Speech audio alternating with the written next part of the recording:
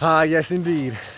Ladies and gentlemen, boys and girls, what's up, what's going on, guys? Cheers with the most Paul Plant 2, and today I am redoing this little circular bed in my front yard garden. So about a year ago, I redid this entire area during the first lockdown due to COVID.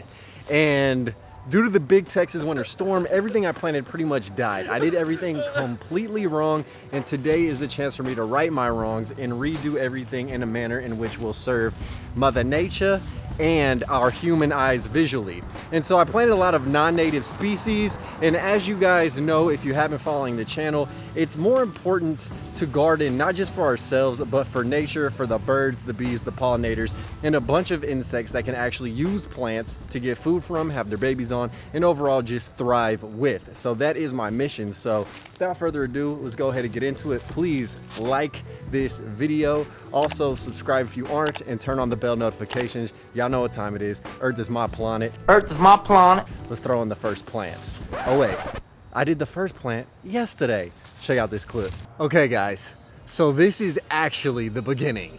Check out how bad this bed looks with no plants in it whatsoever. It is terrible. Everything is dead. Everything is non-native. And everything needs to be replaced in here. So the first thing I'm going to add in the ground is a coral honeysuckle, the only native honeysuckle to the United States. And this variety is actually going to be the yellow one because it's percolating, it looks full, it looks good, it's huge, and I want it to grow up this pine tree behind me. So I'm really excited to do that and get the puppy in the ground. Let's go. All right, so first things first, ladies and germs, I had to get rid of all the dead plants I previously put in the ground. Rest in peace. But from death comes life, and this phoenix of a garden will rise from the ashes. Your memory will not be forgotten. Then I continued digging the hole till it was large enough to comfortably fit in my coral honeysuckle. Look at that fit. Now the coral honeysuckle's scientific name is Lonicera sempervirens. What a beautiful name for a child. Anyways, this plant can grow from 3 to 20 feet tall, produces beautimous flowers that both bees, butterflies, and even hummingbirds can sip the nectar of. And then it produces berries that birds love to munch on. So this is a perfect plant for other creatures. And just look at the aesthetics, my God. Thing is bussin'. I love it. Alright guys, so I usually start from the bottom and work my way up. So some of the first plants I'm going to throw in today are some Coreopsis. Coreopsi, plural. Anyways, these dudes are native to Northern America, and I got the dwarf variety at Home Depot for like $4. I have some lance leaf Coreopsises, which are native to the US and Southeast Texas. I am in Zone 9 in Houston, so I'm gonna throw these dudes in the ground and see what's up with them. And then I have some true natives as well, but these will be a nice short height, and I think they'll look good in the ground. Let's throw them in. Alright, so first things first, I had to dig a hole, and luckily I tore out all the dead plants, and I already had a pre-made hole for these dudes. Now, when I pull these out of their planters, they were extremely root bound, so I just used my fingers to tear up the roots a little bit. That way they could distribute in all directions. And I did a nice little mass planting of 4 of these Coreopsi. Now, Coreopsises, the native version, usually grow 1 to 2 feet in height. I actually have some in another part of my yard, and they are kind of tall. These are a dwarf cultivar, so they will grow short, but the flowers are just as brilliant and just as poppin' and show stopping, which is what I like. Now these dudes are a perennial, which means they will reoccur every single year. They don't go anywhere. You don't gotta pay for more of them in the future, which is very convenient, and they are evergreen, so you'll always have a nice little pop of green even when these dudes aren't in flower, and they can grow in full sun, part sun, or even shade, my guy. Versatile as hell. And my dude, did they look good? Holy Toledo. Alright guys, so we have the Coreopsis in the ground, and now it's time to contrast the yellow with what? Purple. I know you guys have seen a color wheel, and if you guys haven't, it's time to go back to art class in art school. Luckily, that's what my degree specializes in, so I figured the flowers from the Salvia farinacea, will contrast very well with the yellow flowers of the Coreopsis. So we'll go ahead and chunk 3 of these dudes in the ground, let them take off. They'll be about 2 feet tall, so it'll add a nice kind of like stepped type of design to my garden, and that's what I want, man. It's levels to this shit, literally. Okay, my guys, So here we have the Salvia farinacea. As I said, this is hands down one of my favorite plants to throw in the garden. The flowers are so beautiful. They're native to Texas and New Mexico, and I swear to God, they put on a show, attract hummingbirds, bees, butterflies. The bees are like crackheads with these, and they are highly deer resistant.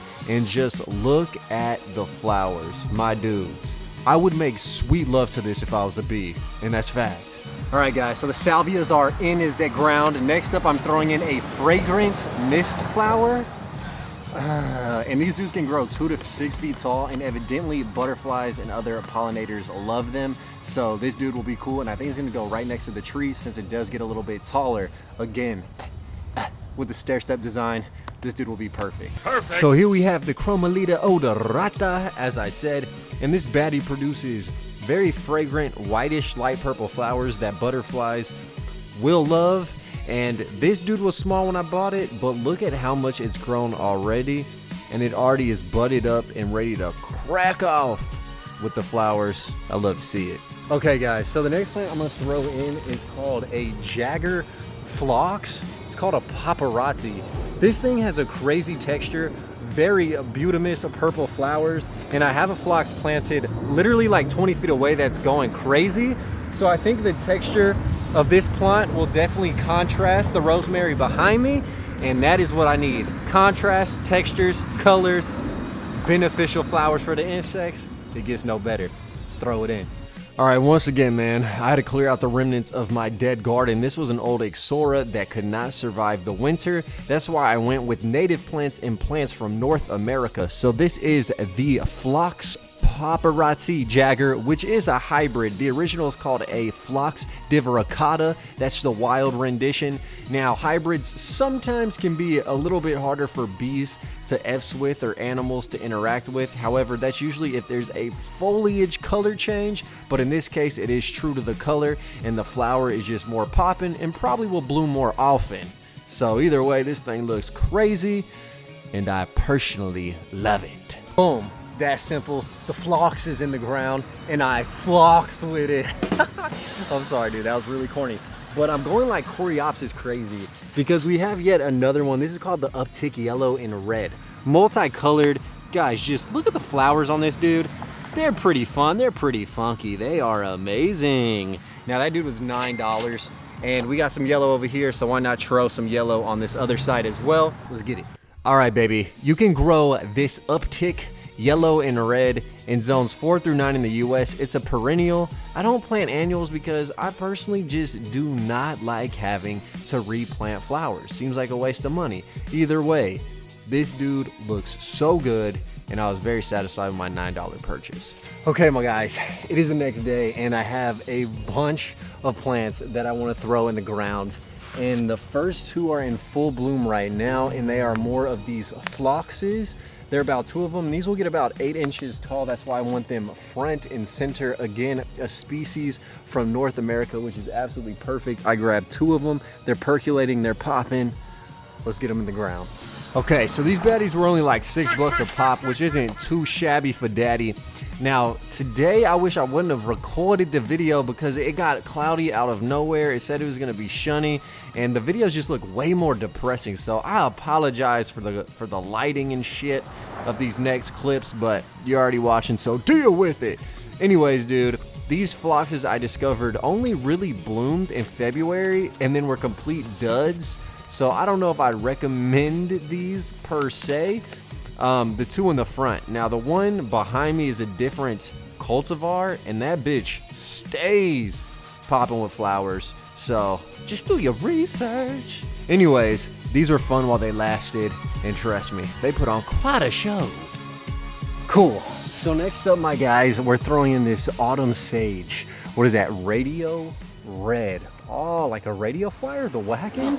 Let's get it, man. This dude can grow 2 to 3 feet tall, and I think it's gonna look really cool with some red pop to contrast the blue, the yellow, and then the light lavender of this Texas sage. All right, so we're dropping scientific bombs. This is called the Salvia greggii, and this dude is a boss. You can eat the leaves, use them in teas, you can eat the flowers, do a lot of things, but more importantly, man, The bees love these dudes. It's an evergreen, perennial, native to Tejas.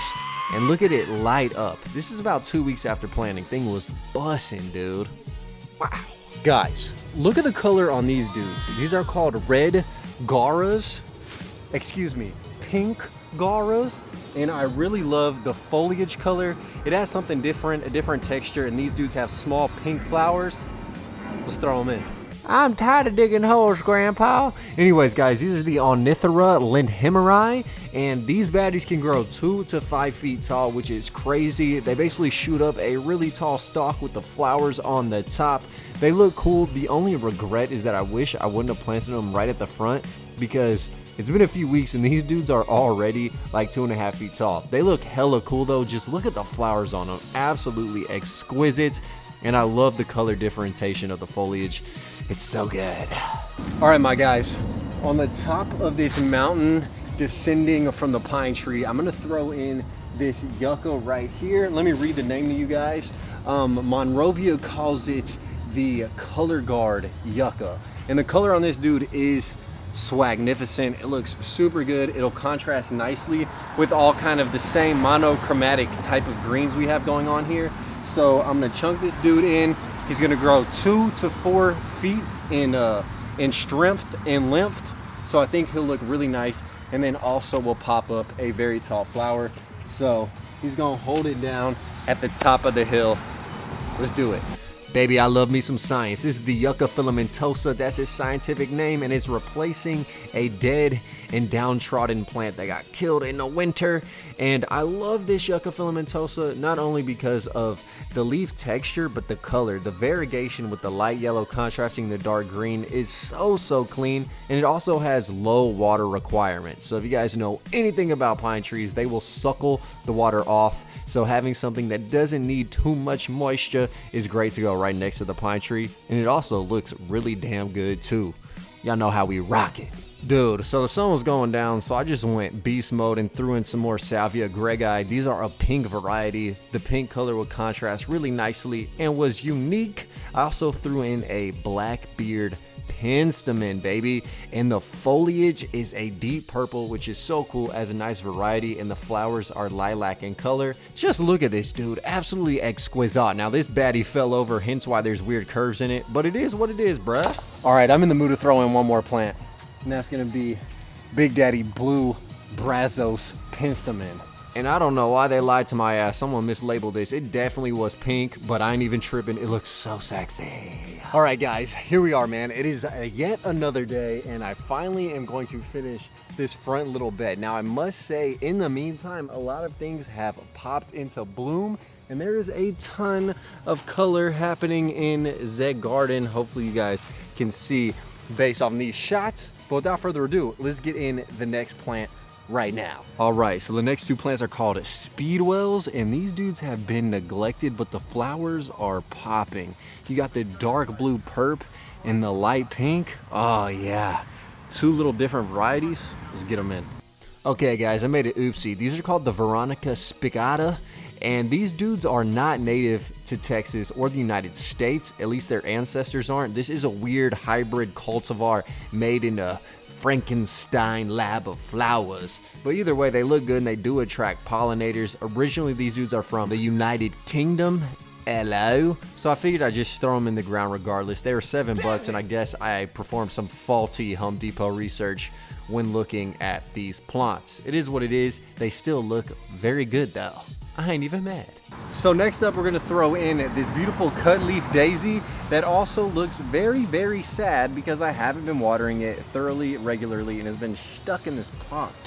So let's get it in the earth. All right, so we're digging a hole for the Ergeron compositus. Oh, beautiful. Now there's not too much to say about this as of the moment because it hasn't flowered. The flower will have white petals with a yellow center, but the color and texture of the foliage in and of itself is enough to satisfy me. All right, so one of the last plants I want to throw on the ground is going to be a pepper plant. Now obviously this is not native, but it will produce food, and it's wilting and weeping when it's not fed or it's not sipping on enough H2O will be a good indication that I need to keep watering all the surrounding plants, and it'll give me a good little update and measure to keep everything in great hydrated condition. So without further ado, let's put this dude in and hopefully get some pepinos. Well, that's cucumbers, but some peppers. Oh yeah, man. Hopefully this pepper plant does take off. We shall see. Normally, I don't really like focusing on annual vegetables as much. I'd rather have a nice perennial system that's more hands-off that'll produce some food for your boy. But I had to throw one pepper in one time for the one time just to add another feather to my gardening cap. And it looks good too. Hell yeah. All right, guys. So the last plant I'm gonna add is going to be the Texas rock rose. Now I have these dudes which are tiny, but they can grow to a hefty size. So I'm gonna slide these in between the roots of this pine tree, and then over time let them take off and develop their own root structure, and we'll see what happens, Captain. But let's get them in, man. A nice little pink flare of flowers. All right, the Texas rock rose is one amazing plant, I tell you, boy. This thing is actually a shrub, so it can grow up to 4 feet tall, hence why I'm putting them in the back. That way they can pop up and be a nice backdrop behind the frontal view of the pine tree. I think they'll look sick, and obviously these dudes are native to Texas. Y'all already know what time it is, and the pink foliage and flowers bloom pretty much all summer long. These dudes are very drought tolerant, which again is great in a setting like this right around a pine tree, and especially with how hot it gets in the summer, these dudes will thrive out here in my front yard garden. The last 2 plants are in, they look good, and my man, we're done with this thing. Ah, yes, my guys, and thus we have it, man. The garden is complete. This thing has came a tremendously long way from the beginning all the way to the end. So if you guys enjoyed, please smash the like button. Please plant native, and please benefit other creatures than just ourselves with what we decide to throw in the garden. Again, man, smashing the like button is the best way to help me and spread this positivity / gardening knowledge and advice. And yeah, I would really like this channel to grow over time so I can keep contributing and hopefully educating you guys along the way. Here's some final shots. Hopefully you guys can just drink them up and enjoy.